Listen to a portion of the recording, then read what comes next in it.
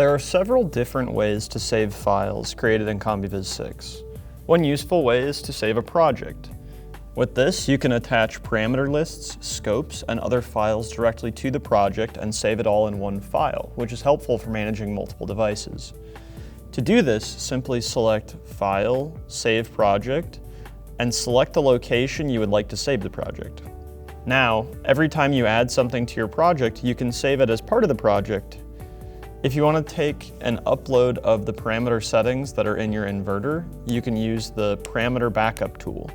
From the Tools menu, select Parameter Backup, select your device here, and you can choose to save the parameters directly to your PC by selecting the checkbox that says Create DW5 files instead of parameter list objects in the project. Now, it's best to ensure that the device is not running while you're doing a parameter upload, as it may influence the inverter's behavior.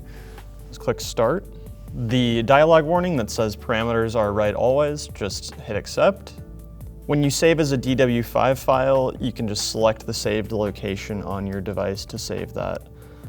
Otherwise, if you don't want to save as a DW5 file and you do want to attach it to a project, just make sure that checkbox is not selected and click Start. This will create a parameter list in the project. From here, you can also choose to export this parameter list out of a device as multiple different file types, a DW5, a CVXPL, or a WR5.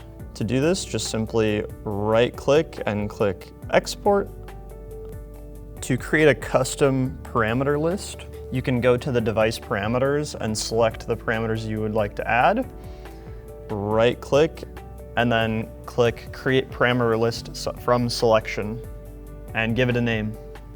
You can also add parameters to your new parameter list by clicking and dragging the tab to the right and then clicking and dragging individual parameters from the device parameters into your parameter list.